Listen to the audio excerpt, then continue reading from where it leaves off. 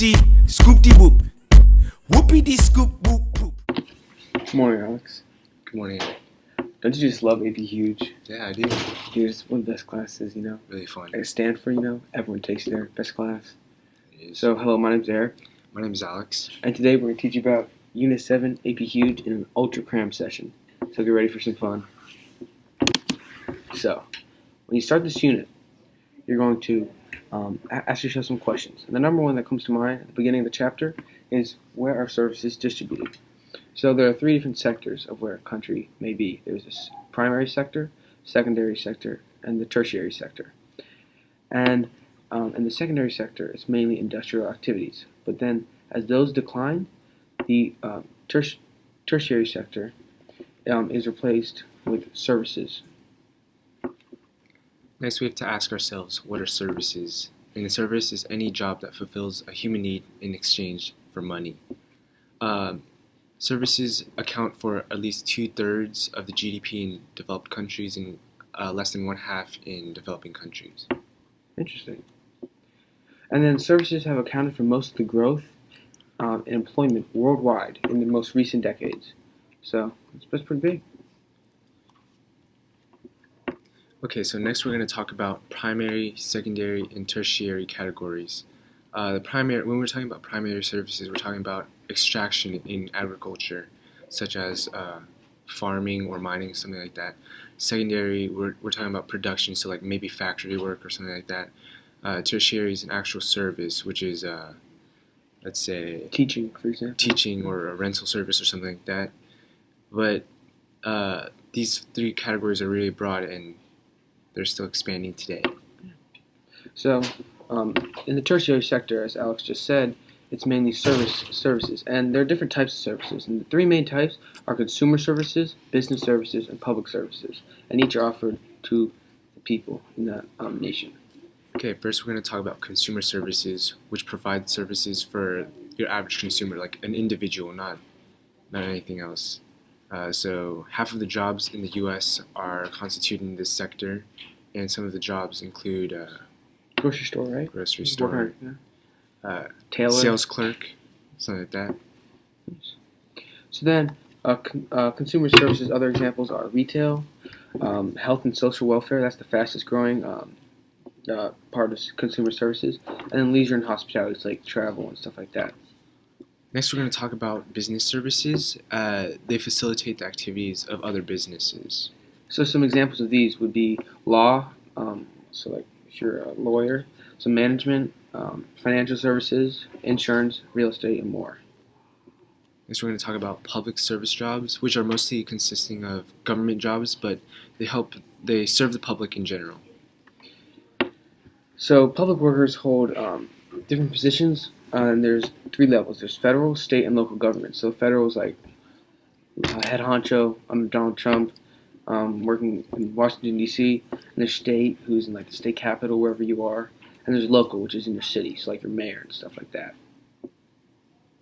And then local governments employ the most, which makes sense because, like, for example, Donald Trump's not going to employ garbage police workers. Officers, So public servants. That's going to be your local government who employs them. Okay, so now we're going to talk about services in the recession. So in 2008, a recession was triggered by the financial service sectors of the three sectors. It was caused by various factors, which Eric is about to explain to you. Yeah, these were rapid, unsustainable rise in real estate prices, insurance with subprime mortgages to people who had bad credit, who probably shouldn't be taking out these mortgages. There were sketchy investment practices, and then reduction of regulation and oversight, and all these led to the crash in 2008. So if these were monitored and did not happen, then the recession in 2008 would not have happened, most likely. And yeah, so that's the first question done. So the second question you must ask yourself when reading Unit 7 is, where are consumer and businesses located? Consumer services follow a generic rule which states the larger the settlement, the more business services will be concentrated in that region. So consumer businesses, must choose the right location to survive where they will be profitable. And the central place theory, or CPT, helps us to determine the most profitable location for a business. A central place theory attracts people from the surrounding area to exchange goods and services within that area, and this area is called a marketplace or hinterlands. So market areas are excellent examples of nodal regions. People near the node are most likely to use that service, and then those farther away are likely to go elsewhere. So, for example, geographers like to use hexagons to represent market areas because, as you can tell, so this is the central place in the middle. It's pretty equidistant from every edge, and then there's also no gaps between market areas.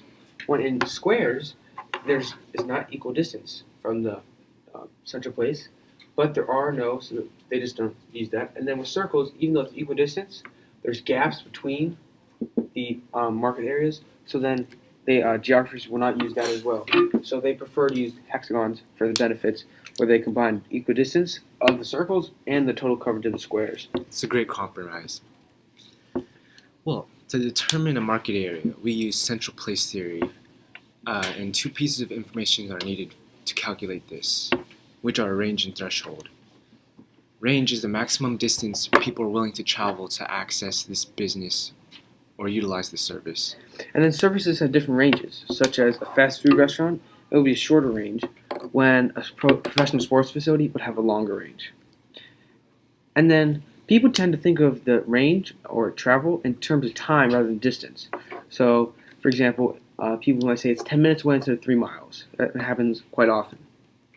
And so, as a rule, people tend to go to the closest available service. So, if there's like a Dunkin' Donuts 20 minutes away, and there's a Krispy Kreme 5 minutes away, they're more likely to go to Dunkin' Donuts because it's the closest among both services. The other component of central place theory is threshold, which is the minimum number of people needed to sustain the service within the area. So, for example, let's say this is our McDonald's right here, this dot in the center. And so they need this amount of people to come. Threshold. That's the threshold. They need this amount of people to be profitable. But the range that people are willing to travel is this big. So they would be profitable because the range is bigger than the threshold. So more people will go to that restaurant. Now let's say we flipped it. So let's say this is the threshold they need. So right here, that's the threshold. That's bigger than the range people are willing to travel. So then this business would not be successful because the threshold is bigger than the range. So people will not come to it, and then it will die out because not many they'll people have need. enough profit to sustain themselves. Not everyone matters for threshold. Only people that their target market essentially is what they're trying to target. Their range doesn't matter if most of the people within the market area aren't gonna buy their services. So the census data helps us locate their target market. Service providers use market area analysis to determine the most profitable locations possible, along with CPT. And then the range and threshold are computed into this, as well as the competitors' locations are taken into account to determine market share. Next, we're going to talk about hierarchy of consumer services. So services with small range, thresholds, and market areas are found within both cities and small towns. But services with large ranges and thresholds, however, are only found in larger settlements. So, for example, you're going to find like a small thrift store in both towns and big cities, but you can only find like a Neiman Marcus department store in a big city, not in like rural areas or something And like that. so, as you would imagine, all settlements are not the same size. And so there are 4 orders of settlements. The top one is a city. So that's like New York City right there, for example. A small town would be example like Matthews, North Carolina. And then below that there's villages and hamlets. And hamlets are the smallest of the settlements. And then developed countries often have many small settlements with limited services, and then far fewer large settlements with wide-ranging services. So like Alex said, there's probably going to be little, small thrift stores in both, but then there's only going to be like a Neiman Marcus in the big cities, because the people in the small cities, small hamlets, my mistake, will not be able to support the Neiman Marcus. Okay, next we're going to talk about market area for these different sized businesses. So they're arranged in a pattern where the largest settlement, which is a city, will have a large threshold, and within this city, there's going to have the different Range. market area. Yeah, within this range, there's going to have different ranges for your towns, villages, and hamlets. So they kind of overlap each other. So the range for a city would probably overlap one for a hamlet because some of the services in the city, those in the hamlet cannot provide. And then the ranking of cities is by population, which produces two distinct patterns. So countries where the nth largest city is roughly one-nth the size of the largest city, they follow the rank size rule. And this is more common in developed countries as services are widely available from different nodes. Countries where the largest city is at least twice as big as the next city have a primate city, and you can see these both in developed and developing countries. But usually, it denotes that like the country does not have enough resources for their other large settlements and cities. So an example of a primate city would be London, and the next biggest British city is Birmingham, which is only 1 million, when London is 8.5. So as you can see, it's more than half of the other ones. These urban rankings matter because in developing countries with a primate city, the person might have to travel hours to reach services where it could be only minutes away in a developed country. So, in developing countries, they've created a system called periodic markets, services and businesses are only available at certain times of the week, season, or month. These periodic markets follow different patterns, in different parts of the world. Yeah. So, the third question you should ask yourself when reading Unit 7 is, where are business services distributed? And all urban settlements provide a range of consumer services, as we said before. But not every equal-sized settlement has the same number of business services in that settlement. So business services are disproportionately distributed in a handful of specific urban settlements. Some cities specialize in one or a few of particular areas of business services when they host many related companies. So, for example, in Hartford, Connecticut, they have many insurance companies, like United Healthcare and the Hartford. And so these types of services are disproportionately clustered in Hartford, Connecticut. Next, we're going to talk about global cities. In the world, there are a few cities that play an especially important role in global business services. These are called global cities or world cities. Global cities lay at the center of the flow of information and capital. So, for example, New York City is an example of one because it's at the center of information flow and capital. Now, business services of all types are concentrated in these places. The most important world cities typically host the headquarters of many large corporations, as well as the stock exchanges they are traded on. So that's why the New York Stock Exchange is clustered in New York. And Wall Street. Yeah. And the decisions made in global cities affect the world. So, for example, executives in London determine how much of a certain product is made and where. So these decisions impact factories around the globe. To serve these headquarters, a wide array of services of every type can be found in world cities. Everything from advertising to legal services to financial services. Yeah, so like you said, financial services are clustered in here because banks and other financial institutions are commonly found in global cities because these corporations store and obtain the capital they needed for their operations in these large global cities. So these global cities are ranked in 3 different sizes called alpha, beta, and gamma. This ranking is based on a confluence of political, economical, and cultural and infrastructural factors. So the alpha plus plus cities in the world are London and New York City. There's only 2 of them, and these are some major cities that affect a lot of the world. And then alpha plus cities, there's a lot more of these. So these are second ranking, are Hong Kong, Paris, Singapore, Tokyo, Shanghai, Dubai, Sydney, Beijing, and Chicago. And in the United States, we have many global cities. We have alpha plus pluses all the way down to gamma minuses. Because they are home to some wealthy people, global cities typically host high-end department stores or consumer services that are too expensive to be profitable anywhere else. So, for example, there's a Supreme store in New York City, but there's no Supreme store in, say, Charlotte, because it's not as big of a global city, so people will not be able to support the business as much. And then these global cities are also centers for entertainment services. Like, for example, New York City has nearly as many theaters as the rest of America combined, which that's a lot of theaters. Alright, so now we're going to talk about business services in developing country. Particularly, business services are conducted in developing countries because they tend to offer supportive law, weak regulations, and low wages. Primarily, there are two types of main business services found in developing countries. There's offshore financial services and business process outsourcing. And so, offshore financial services are where corporations looking to protect their capital from high taxes and strict regulations, they hide their money in offshore accounts in specific countries, such as Sweden, Turks and Caicos, Turks and Caicos, stuff like that. all these places.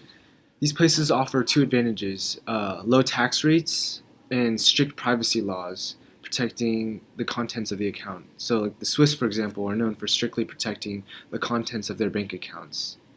And offshore financial centers are typically in small countries with sizable English-speaking communities. So the Cayman Islands, for example, they only have 40,000 inhabitants, but they hold more than $1 trillion in offshore capital from companies around the world. And foreign companies pay almost no taxes here, and it is illegal to sensitive foreign business matters allowed, with extremely harsh penalties.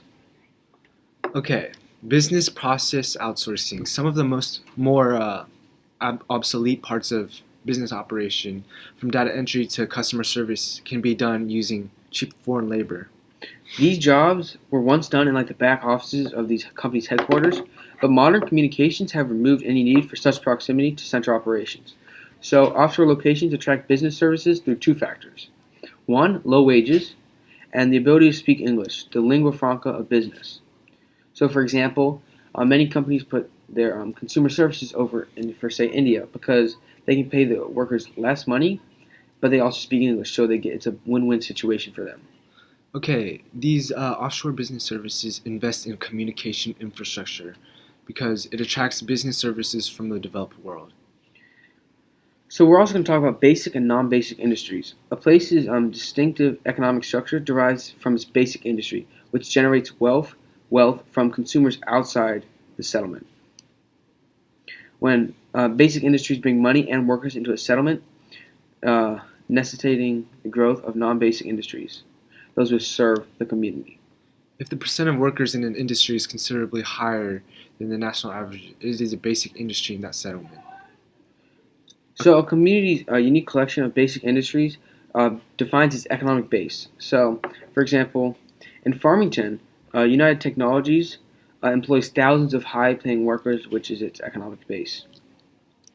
As a post-industrial society, many American cities today have shifted to economic bases in business and consumer services. So economic bases in many cities are rapidly transforming along with the wider economy. So northeastern cities like Pittsburgh and Baltimore, they once served as steel producers.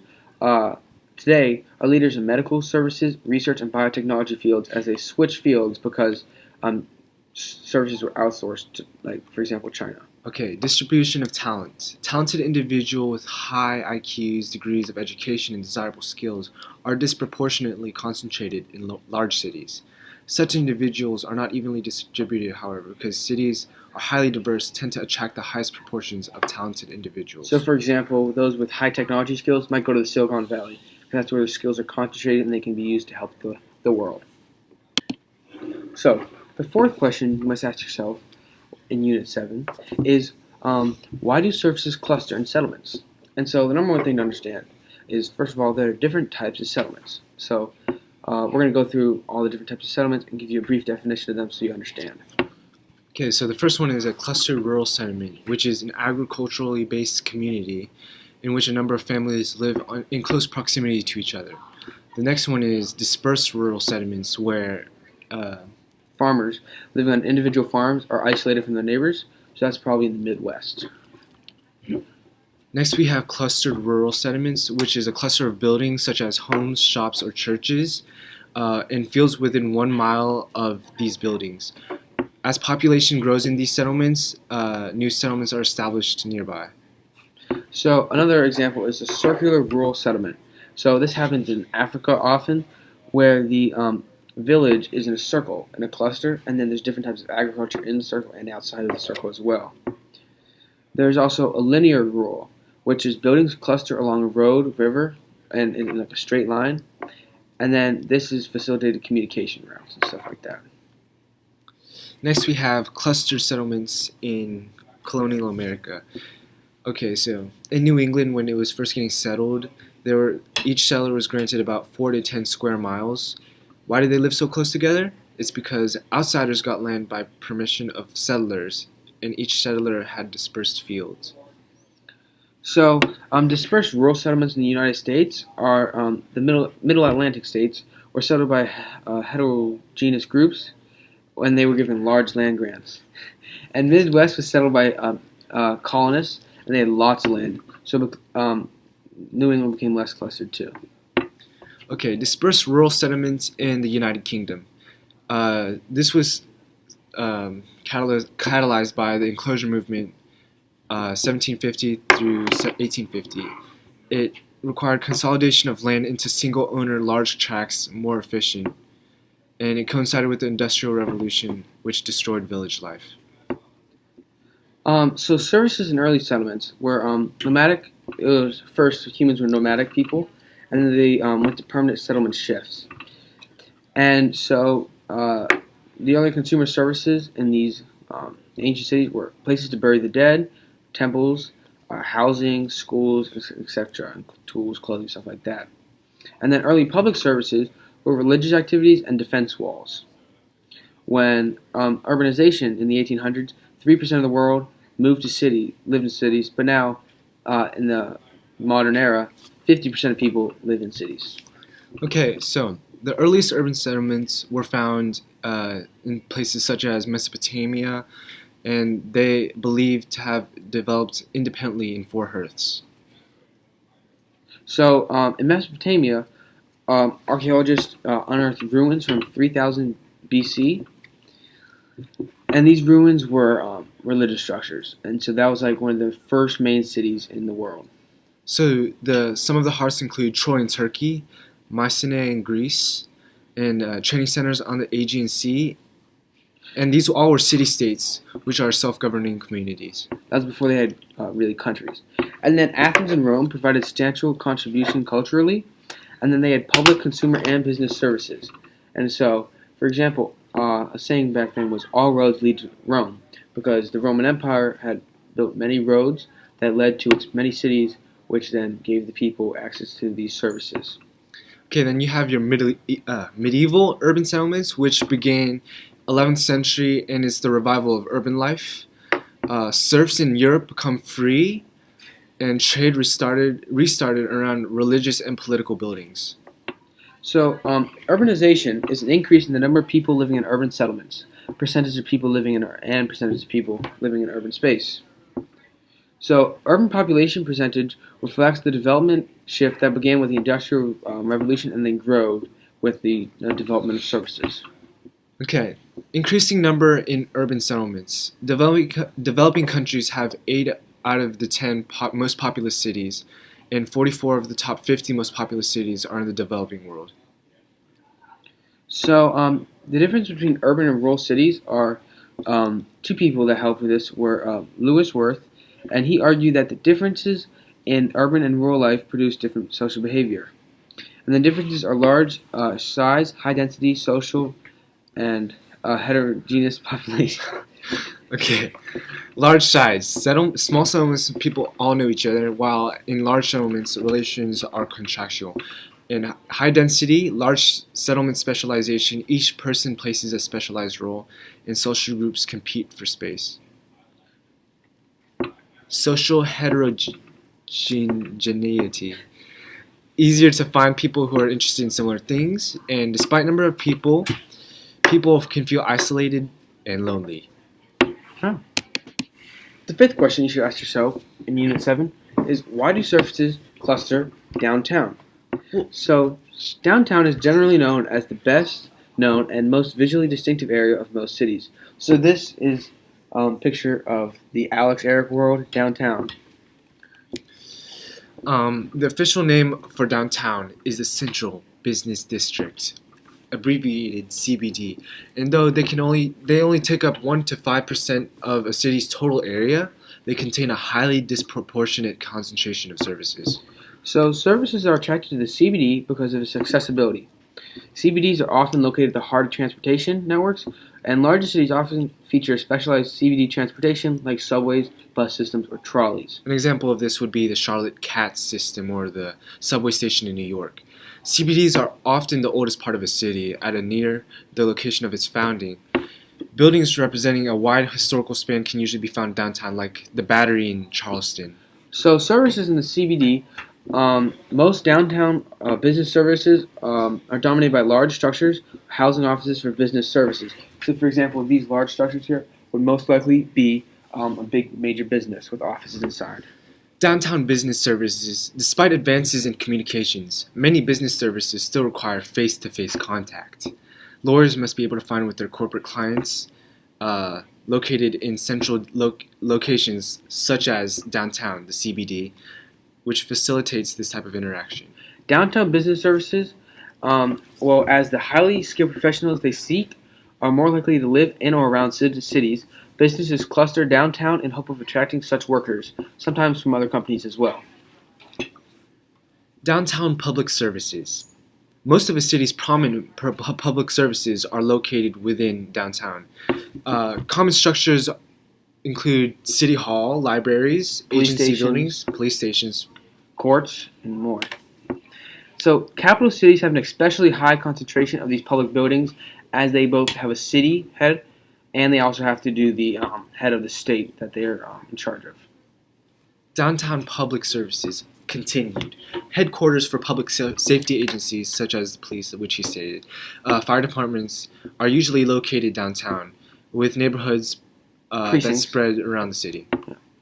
So that's why there's a main police station uptown and there's little precincts outside in smaller communities. So some of public facilities are such like our churches are also clustered in the CBDs. As we said, the older buildings will most likely be clustered downtown in the CBD because it developed around that. So then these religious services would probably be most likely downtown. Now we're going to talk about downtown consumer services. Central business districts usually feature large public facilities like stadiums or convention centers. Cities place these facilities downtown in hope of stimulating surrounding consumer services like bars, restaurants, hotels, etc. Traditionally, three types of consumer services are clustered downtown. Those with high thresholds, as we discussed before, those with a high range, and those primarily seeking downtown workers. So change in shopping habits, particularly the shift of more affluent residents to the suburbs, have reduced the importance of retail services in the central business district, but they have moved more outwards towards shopping centers and closer to suburbs where most people are clustered nowadays. Alright, so services with high threshold. In the past, retailers like department stores were located primarily in CBDs of cities because they're accessible here, and the largest amount of foot traffic and possible shoppers are located within this region. So with the departure of many wealthy residents from the central business district, these stores now cluster in shopping malls because they're accessible by many people, and they allow everyone to just come to one place to get all the services they might need. Okay, so consumer services relocate to suburban areas accessible by car near highways or main roads, such as Blakeney in Charlotte. So services with high threshold, like large downtown buildings, were once used as department stores that moved out to the suburbs, have been redeveloped into mixed-use spaces in many cities, often housing or office buildings as well. Okay. High-range services are often highly specialized, with customers who visit infrequently, like a high-end clothing retailer or a diamond store. So once located in a CBD, these high-range services, to maximize accessibility, these services also moved to suburban areas, like shopping malls that are accessible by highways and closer to many customers. Okay, services. Now we're going to talk about services that are targeting downtown workers. While high-range and threshold services are departing from central business districts, those serving downtown workers are expanding. These provide services ranging from food to dry cleaning for downtown workers. Some more examples are services catering to downtown workers, which is an example of the multiplier effect. As more basic services like insurance companies located in cities like Hartford, more non-basic services like Dunkin' Donuts or CVS also go there to serve the workers in that CBD. And then, because these services are focused on the regular working hours of their customers, many stores close after rush hour. In many regional cities, this leads to feeling a downtown seeming dead after business hours, with most stores closed after a certain amount of time. So, in central business districts, there's for people who live there are high rent and land shortages. So, that discourages industrial activities there and residential activities in the central business district. The lack of manufacturing in central business districts are caused by the changing needs of the modern industry, which has seen most factories relocate away from former CBD facilities, which were usually multi-story buildings located next to a river. Because the modern factories are expansive and single-story operations, they've relocated outside of the city, where larger parts of land are cheaper and can be accessed by many. Due to the regulations and codes required in the CBD. And because truck and retail transportation are more widely used than ships, factories no longer need expensive downtown waterfront locations. Also trains as well. Yes, trains. Like former department stores, former waterfront factories have been converted to shopping malls, piers with Ferris wheels and stuff like that for the residents of this city to go to. While many people used to live in and around the CBD, many regional cities today feature a notable lack of downtown living. Many residents were driven away from the CBD to the suburbs in the 20th century by a combination of push and pull factors, which include some of the pull factors were larger homes in the suburbs, private yards, better schools, and push factors were crime in the cities, increase in rent in the central business district, poverty, and congestion. That's just congestion. Congestion. This trend has become to reverse in recent years, however. Many CBDs are starting to redevelop vacant buildings into apartment market. So, because the competition for land is so high in CBD, the cost of a unit of land may be astronomical. So, in London, a hectare of land might cost $200 million, when in the country it might cost only a couple $1,000. Yeah. Okay, so the competition for land is explained by the bid/rent theory, and it helps to explain the high cost of CBD land. Business and consumer services outbid residential and industrial activities in CBDs, paying very high rent. The extreme competition for land has forced most cities to develop vertically instead of outward. So, our method has been upward development in order to make $1 million plot of land profitable to develop. Many tenants and thus many floors are needed to make sure the business or things. Skyscrapers are the most common way of making expensive downtown plots profitable.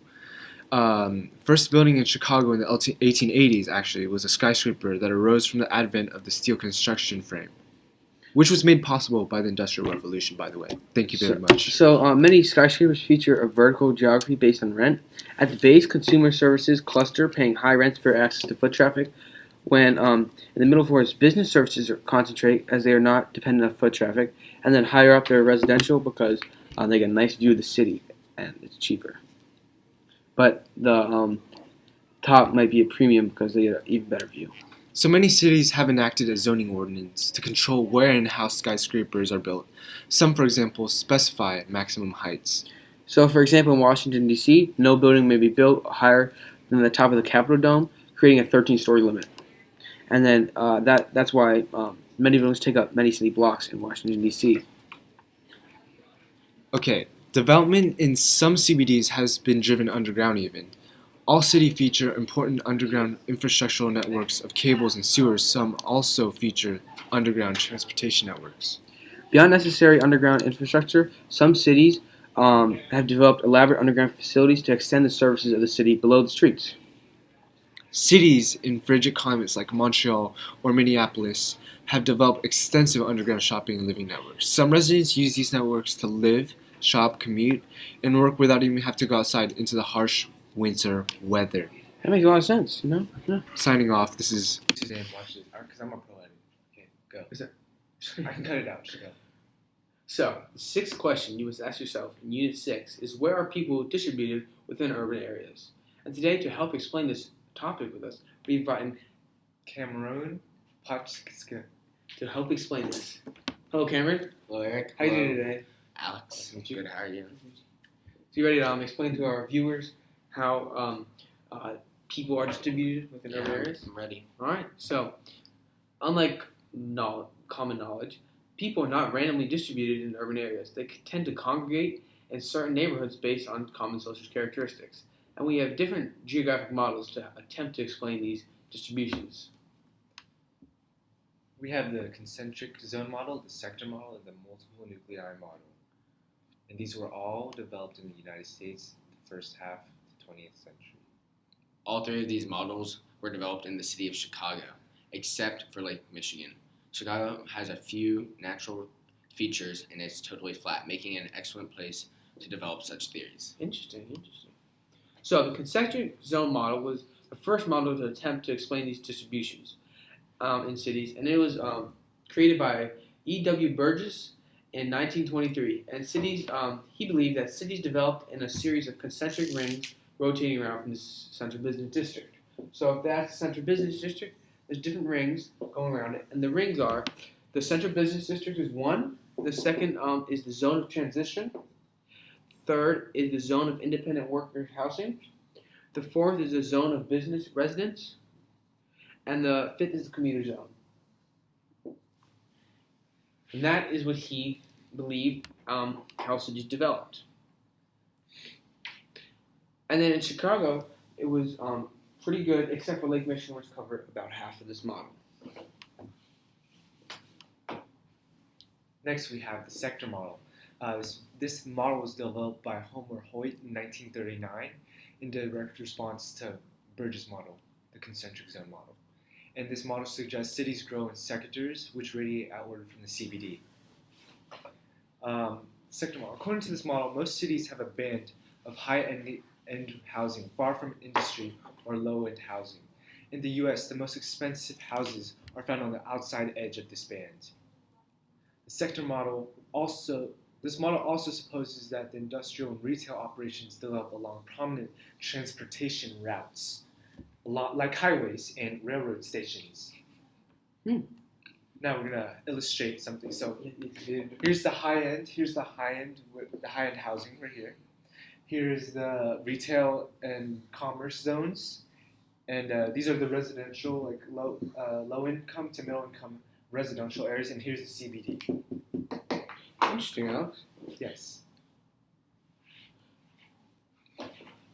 The third model is the multiple nuclei model. Harris and Ullman developed this model in 1945. Cities develop into a collection of different centers of activity which follow non-standard design. A city is a complex structure including more than one center around which activities revolve. So an example of the multiple nuclei model is Portland, Oregon is a great example of it. And then certain activities are circled around certain nodes. So an airport would have its own node with like hotels and attractions around it and warehouses and stuff for the people who use that hotel. So there are many criticisms of the three models, and critics charge that none of these models alone can fully explain how a city develops. They were referred to as overly simplifying, and the newest is 7 years old, making their modern relevance questionable. Though they are not perfect, the combination of the three models can help explain spatial arrangements in cities. Let's look how they work together to apply to the city, Houston, Texas. Older housing is found in a ring close to the central business district, and where newer homes are found in a ring around the city. Sector model application. Wealthy families are primarily found in the sector extending from the CBD to the west. People with common ethnic backgrounds are likely to concentrate near one of the distinct nodes, which is an example of the multiple nuclei model. Applying the model outside the United States. American urban areas differ from those in other parts of the world. Applying the urban development models can help to illustrate the differences. Sector models in Europe. In Europe, the wealthy live in the inner portions of the upper class sector and the CBD, not on the outer edge towards the suburbs like in the US. European CBDs are cultural and historically rich. The wealthy reside here, taking advantage of these exquisite surroundings. Also different from the U.S., in Europe, the best schools are often those in the cities where many of the wealthiest residents live, when in the U.S., most are in the suburbs around the cities. And then also in Europe, most of the newer housing built in the suburbs are high-rise apartments for low-income people and immigrants. This is unlike the U.S., where new single-family homes dominate the suburbs and high-rises are in the city. Okay, Europeans have tried to avoid the sprawl characterizing American suburbs by limiting their growth. Limited growth from developing outwards, many European suburbs develop upwards with large blocks of residential high-rises. As in Europe, the wealthy in developing countries typically reside in the center of cities. With so many new residents, cities in developing countries have not been able to keep up with the infrastructure required. So many of the urban poor in developing countries live in squatter settlements over surrounding developed city cores.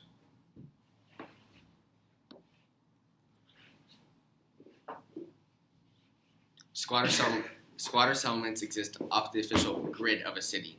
They often lack schools, paved roads, public safety, sewers, power is often stolen, and water is delivered via tanker truck. Geographers have developed models to help explain the structure of cities in different parts of the world. These include Latin American model, Southeast Asian model, a Sub-Saharan African model. The Latin American model combines concentric rings and sectors. The rich live in a sector around a commercial corridor extending from the CBD. The poor are concentrated in squatter settlements on the periphery of the city. Industrial activities are located far from the wealthy. In Santiago, Chile, many of the wealthier people live in a strip between the CBD, which is a part of town, and the part of town called Providencia. Southeast Asian model also combines rings and sectors into one model. Cities in Southeast Asia have grown rapidly in recent years. Most centers on a port. No CBD activities are spread across the inner city at all. Often features both Western and alien, also known as Chinese, commercial zones near the port. Sector for wealthy behind government zone, but they are surrounded by suburbs, slums, and a market garden zone. Hi, from Vietnam. Is a great example of this model. Yes. Sub-Saharan Africa city model, also called the D-Village model. The hell? The village? Many Sub-Saharan African cities have three distinct CBDs. Very little vertical development compared to many CBDs, reflecting underdevelopment in Africa. Many, but not all, lack a defined zone for the wealthy. Mining and manufacturing zones reflect Africa's primary and secondary economic focus, starting by informal townships, aka squatter settlements, such as Nairobi, Kenya. The similarities between cities in Europe and the developing world is not a coincidence. Most are a result of European colonialism. For example, downtown Mexico City is very similar to cities in Europe. For cities that endured colonialism, developed can be discovered and discerned in three ways: pre-colonial, colonial, and post-independence. Pre-colonial cities, before colonialism arrived, most settlements were rural, and those cities did exist were usually primate cities. Entire cultures were focused on the activities in these places. These cities had a widely varying layouts, but some of the similarities did exist. For example, in Mexico, they had a big island, and that's where everything is, and they had temples in the middle and stuff, but when the Spaniards came, gone, and it just became like a Spanish settlement. And this was called Tenochtitlan, and it was the Aztec big city. Colonial cities. When Europeans colonized an area, they dramatically altered the structure of cities. Existing city centers were either destroyed or rebuilt. Sometimes a new city center was made alongside the old one. The renovation of conquered cities often followed standardized plans. The Spanish, also known as the Law of the Indies, mandated that all Spanish colonial cities have a central plaza with a cathedral surrounded by an orderly grid of system and streets. Today, cities in the former Spanish colonies around the world have a similar central design, centered around a public space often called Plaza de las Amas in Santiago. You can see examples of this in Santiago, Chile. After the Spanish conquered the Aztecs, they immediately took to remodeling Tenochtitlan. The great temples were destroyed, and the canals, which had wound through the city, were filled. A central plaza with a cathedral was built, and streets were straightened, so they Christianized Tenochtitlan. Post-colonial cities are cities where often the most dramatic changes have occurred after the people who colonized left. While rural life might still hold some resemblance, post-colonial cities have evolved as millions have immigrated to the wake of globalization. The social arrangements are established in the colonial area have been reinforced in many modern post-colonial cities. Parts of cities where administrators and local elites once lived are now home to powerful and wealthy people. Today, Mexico City hopes to retain its colonial Spanish heritage, but the city has undergone dramatic changes. The city has growth, be a sprawling metropolis with over 9 million inhabitants. Wow, that's a lot of people That's there. a lot of people. That's more than 8 million. Hey, there you go. Well, thank you, everybody. I hope this has explained where people are distributed within urban areas. And thank you so much, Cam, for coming and help us explain this topic. Thank you. Thank you. Oh no. So, the seventh question you must ask yourself when doing this unit is, why are urban areas expanding? And to help explain, we have our guest speaker, Luis Borjas. Welcome, Luis. Yeah. How are you doing today? I'm doing good. How are you? Don't you just love AB Huge? I do. I love the class. And we also have a fun activity in the middle of this video. Just get prepared for a surprise. So, over the course of the 20th century, cities in the U.S. grew by consuming peripheral land. Today, cities are surrounded by suburbs where residents prefer to remain legally independent from the central city. Harris was the creator of the multiple nuclei model, and he made another model to explain the function of the wider area surrounding cities in the United States, and he called it the peripheral model. According to the peripheral model, an urban area consists of a central city surrounded by a large suburban residential area. The region is tied together by a ring road or beltway, a surrounding highway. I-495 forms a beltway around Washington, D.C. and its suburbs. Along this transportation corridor from what are called edge cities, these are nodes of business industry located on the edge of an urban area to be closer to their customers in the suburbs. Defining city. There are several ways to define what a city actually is, each with different geographic implications.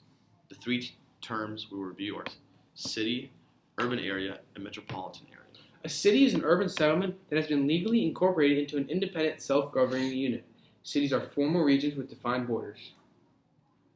An urban area is a region that is continuously built up. These consist of a central city and all of the densely settled suburbs which surround it. Two levels of urban areas are urban areas that have at least 50,000 inhabitants, or urban clusters which have between 2,500 and 49,000 inhabitants. Some urban areas. Now it's time for Fairchild's Fun Facts with Miss Fairchild's Fun Facts. This is the Fairchild's surprise you guys all have been Fun waiting Facts. for. Some urban areas overlap, creating a great urban area such as the Bosch-Wash corridor, which has 52.33 million residents. Interesting. Thanks, Miss Fairchild. Wow, Thanks you're so so much. knowledgeable. Some urban areas overlap each other, forming great expanses of built-up development. A good example, like you said, is the Bosch-Wash megalopolis. A metropolitan area is the region of a city's functional influence. What the hell? This is the wider region around a city which is centered on its services and job markets. A metropolitan statistical area consists of a central city, minimum is 50,000, its county, and surrounding counties where at least half of its residents commute in the city of work. So, for review, a city is a legal entity. Entity. I think that's An urban area is a continuously built-up area, and a metropolitan area is a functional area around the city. In the U.S., fragmentation of government into small local bodies makes it difficult to tackle regional problems, especially in urban areas. There are more than 87,000 local governments in the United States. That's a lot of governments, you know? It is. All democracies, I'm pretty sure none of them are dictatorships. That's pretty good. Yeah. So, Think of all the leaders. Yeah. All the power. Many metropolitan areas have formed cooperative councils of government, governing bodies consisting of representatives from all the communities in the MSA. there are two types of councils of government. There's consolidated city council, which are boundaries of cities expand into include surrounding county, creating a single government. An example is Indianapolis, Indiana. A second example is federations. A single government administers an entire MSA, often through local and regional tiers. An example is Toronto, Canada. So next we're going to talk about annexation, and it is the process of legally adding land area to a defined body, like a city. In order for a city to annex land in the U.S., it is required that more than half of the area's residents vote in favor of the annexation. Sometimes more, I think. Sometimes more. Until the 1950s, peripheral residents in the United States desired annexation, as it meant inclusion in the better infrastructural services offered by the central city. Most cities stopped officially expanding at mid-century when the growth of surrounding suburbs took off. Residents of most surrounding communities today wish to remain legally separate from the city while still living close to it. Between 1837 and 1900, the land area of Chicago expanded from 10 square miles to 190 square miles, but halted at mid-century. That's pretty big. Pretty big It's expansion. huge. Times 19. Wow. Wow, good math. As the density gradient is as you travel outward from the city center to the density where people live, the density declines. This is called the density gradient, and it's usually measured in concentric rings like the concentric zone model. It's pretty cool. Interesting, yeah. All tied together. Properties of the density gradient have changed over time, however. In the past, more people were packed into the central city, but now, as suburbs have expanded and CBDs have emptied, the gradient has become much more flat and spread out. And the cost of sprawl. The flattening of the density gradient means people and services are far more spread out than in the past. So This creates built-up it areas creates built-up areas across the across the landscape. landscape. Since you have to build out, then there's less Another space. call for this is called suburban sprawl. And sprawl has greatly increased the dependence on personal motor vehicles, or cars for short, to reach faraway centers. And more roads and other infrastructure must be built and maintained at a great cost to maintain these cars being able to transport people. Sprawl is not as widespread in Europe, where smart growth reigns. Laws prevent cities from annexing land, and construction permits outside established settlements are rarely issued. This means existing settlements become more developed with open space between them. Many European cities are surrounded by a green belt, a rings of open space along the city limits. And an example of this is Victoria, Spain. They have a wide green belt, and they're known for it. It's pretty beautiful, too. Mhm. City, green, what could be more beautiful? Segregation in the suburbs. The modern American suburb is segregated along two lines: social class and land use. Similarly priced houses are typically built in proximity to one another, attracting specific income earners to an area. In Windsor, Connecticut, like many suburbs, the type of housing built in a certain area impacts Windsor, Connecticut, and where people can live there or if they are able to, producing homogeneity. Homogeneity. Different types of activities are limited by zoning ordinance in suburbs. Industrial or commercial activities are usually separate from residences, confined to specific compact areas. U.S. suburbs are inaccessible to many lower-income earners because of high cost of suburban housing, legal barriers, and social exclusion. Pretty bad. So suburbanization of consumer services. Because suburban housing is low density, stores tend to centralize into shopping plazas or malls to attract business from a wider area. And neighborhood stores are rare in suburbs. Residents do their shopping at centralized places like large grocery stores. Malls are the ultimate, let's talk about ultimate, centralized shopping experience. Malls depend on anchor stores, Macy's, Sears, for example, to attract businesses fueling smaller shops. When anchor stores close, malls decline. Because it costs money, people do not travel aimlessly. Trips using a form of transportation have a point of destination and purpose. In the United States, work accounts for 1/2 of all trips taken. Wow, that's a lot of trips. Shopping and leisure each account for 1/4 of total trips taken. Motor vehicles enabled the suburban explosion of the 20th century. Historically, people grew closely in settlements because they had to be in walking distance of their daily activities. With the advent of trains in the 19th century, people were able to do something never before possible, which is commute to work. Cities began to grow outward along rail lines, and now people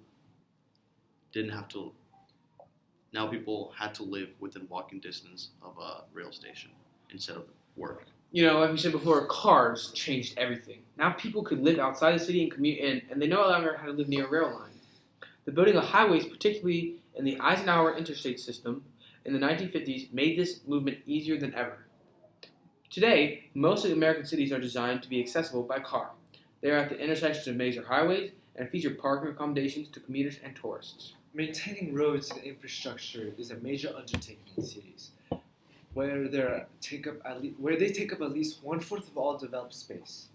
So we're going to explain next types of street system. Gridiron. There are different types of street systems. There are gridiron, which is like a grid. Yes, yeah. There's organic, which is squiggles put together. A loose grid, which is a grid, but it's like some diagonal lines, some squiggles. A radial grid, my mistake, which is a combination of different shapes, but is in more of a grid system. And there's a suburban, which is like a grid with like little squiggles of roads all in it. And these are all different types of street systems found in the grand old United States of America. The last two are less common than the others. Motor vehicle congestion is one of the biggest issues in cities. It impacts quality of life and costs business and people money. In order to ease urban congestion, cities impose several types of measures, so like traffic. So controlling car congestion charges, where our motorists pay a high toll to drive to congested parts of cities. Another example is congestion tolls. Vehicles affixed to transponders, there's a monthly bill charging motorists for time spent on congested roads.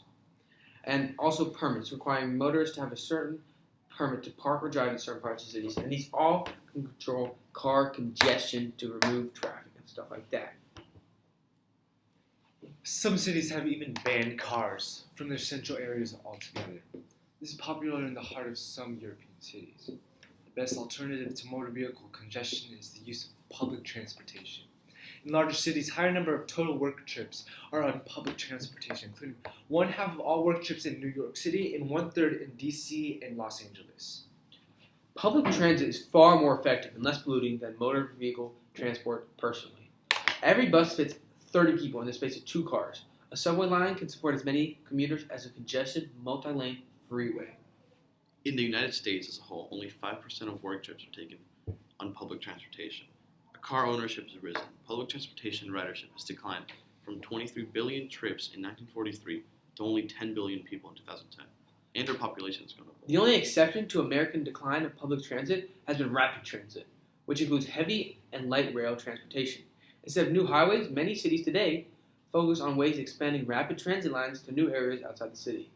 Public transit in developed countries outside America sees higher rates of ridership because they have more people paying for service. Better services can be provided, like faster and more modern trains or bigger subway networks. So I hope this has explained to you why our urban areas are expanding. And thank you so much for coming in, Luis, today. Thank you for having me. Enjoyed it. Alex, Eric. Thank you, everybody. Thank See you. you. So the 8th and final question you must ask yourself is, why do cities face challenges?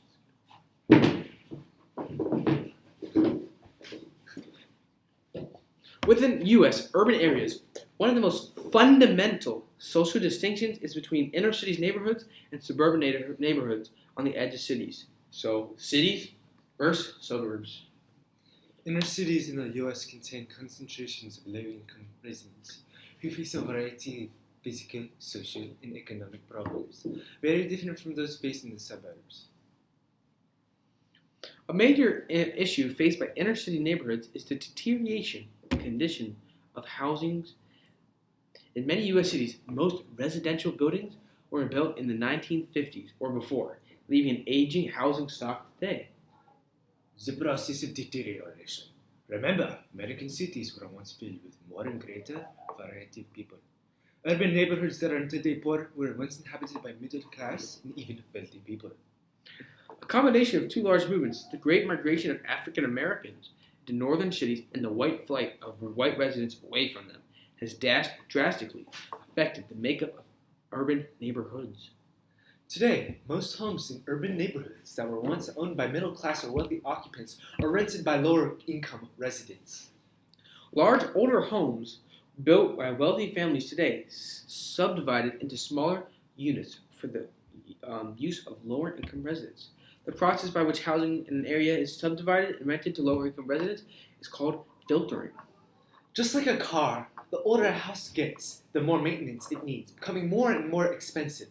When increasing costs of upkeep outweigh decreasing inflows of rent, some landlords simply abandon their properties. No city in the United States of America has been hit by demographic shifts more than Detroit, Michigan. Its population has declined from 1.8 million to only 70,000 today, 700. But still, that's a pretty big shift. The city is littered with over 70,000 abandoned homes and structures, including 31 abandoned personal houses. It's crazy. So sad. Entire abandoned neighborhoods are being demolished. Every single day. Even if urban landowners want to fix their homes, they often face problems securing the money they need. Banks often refuse to lend money to residents of particularly low-income areas, called redlining. They claim such loans are too risky. This 1937 map shows areas too hazardous for red zone loans in Philadelphia. So, for example, we have a whole northern section. This is good, okay? This is good. But then we have this whole section, too, in the south. Not good. Red line. Red line. Red line. No loans for them. You can find many maps of this on the internet, the World Wide Web. Yes. Public housing was established from 1950 to 1970s, where tracts of old housing were destroyed in many cities and replaced with public housing, also called housing projects. These projects were often monolithic structures that housed hundreds or thousands of tenants. Public housing is exclusively for low-income residents who are required to pay 30% of their income to their rent.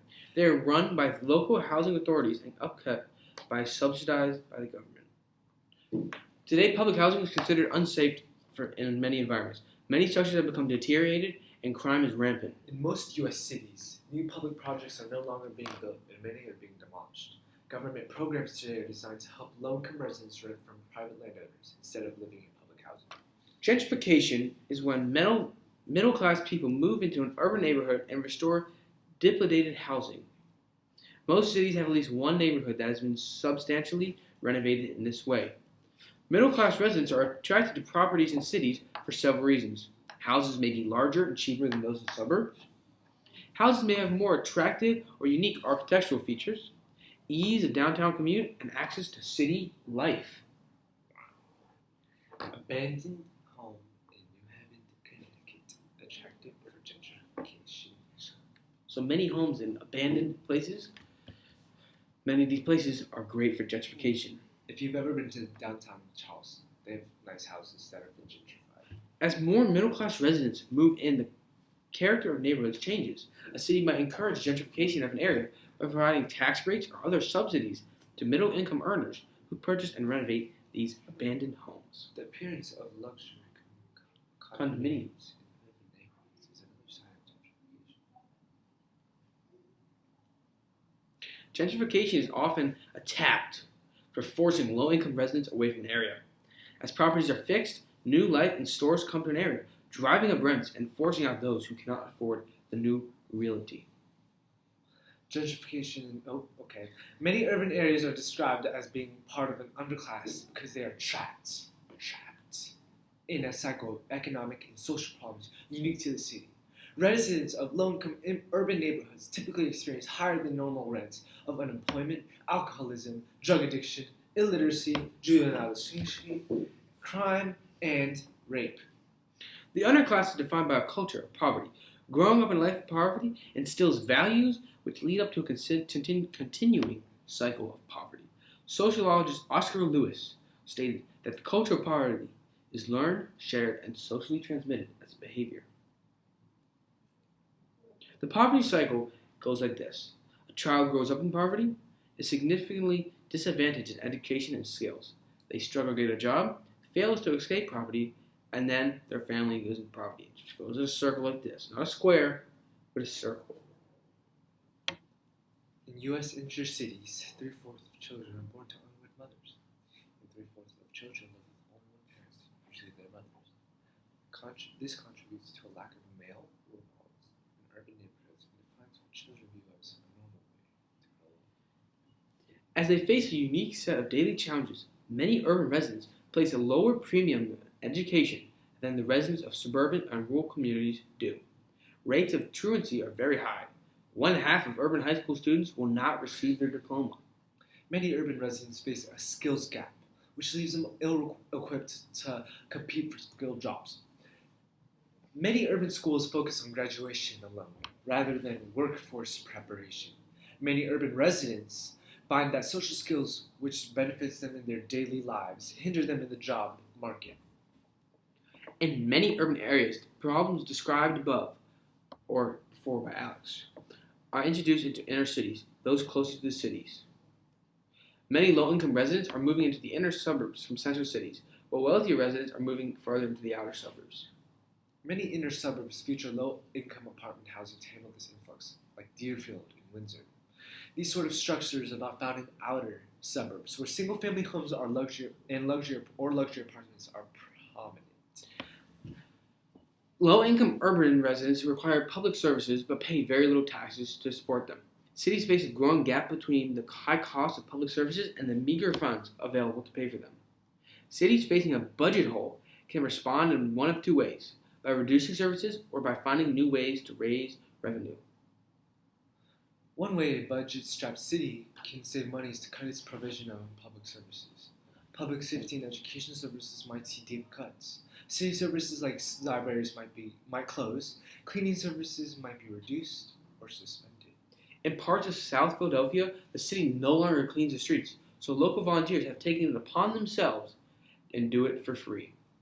Cutting city services may accelerate both the departure of middle and high-class income residents and housing deterioration. The other option cities use to balance budgets is raising tax revenue, usually by attracting new businesses or wealthier residents.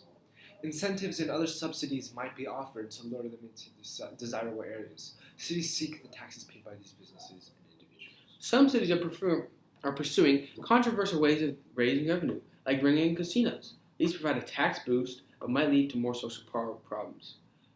Another popular way of raising revenue is to convert dilapidated buildings to downtown shopping and leisure centers, which attracts tourists and produce taxes. City budgets were hit especially hard by the recession of 2008. A large portion of subprime mortgages had been given to low-income urban residents, resulting in a flood of foreclosures in many cities. When homes are worth more, their owners pay more in property taxes. By 2008, city budgets had expanded in response to high real estate prices during the housing bubble. When housing prices collapsed, tax revenue suddenly dropped, leaving many city budgets in severe crisis. So, I hope you guys have enjoyed this Ultra CRAM session. Had some fun and learned a lot. So, tot ziens.